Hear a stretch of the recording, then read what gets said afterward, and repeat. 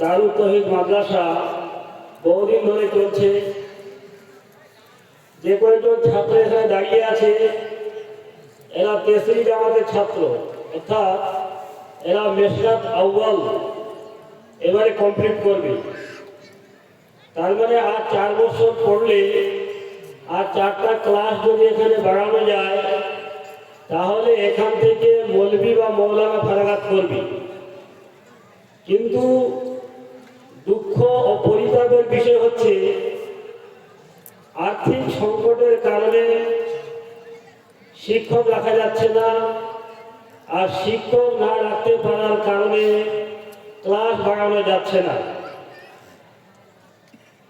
আগামী বছরে ক্লাস যদি না বাড়াতে পারি তাহলে এই ছেলেদেরকে বিদায় দিতে হবে।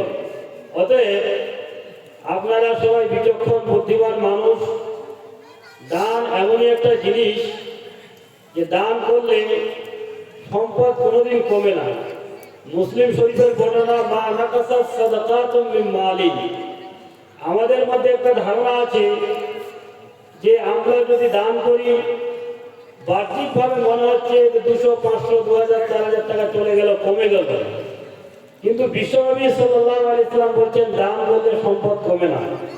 অতএব এই মাদ্রাসার যাতে ভালো ভালো শিক্ষক রাখতে পারা যায়, ক্লাস বাড়াতে পারা যায়, তার জন্য গ্রামবাসী এলাকাবাসী আপনারা যথাসাধ্য দানের হার বাড়িয়ে দিবেন, যাতে করে শিক্ষার গুণগত মান আমরা বাড়াতে পারি। এখন আর আলোচনা না বাড়িয়ে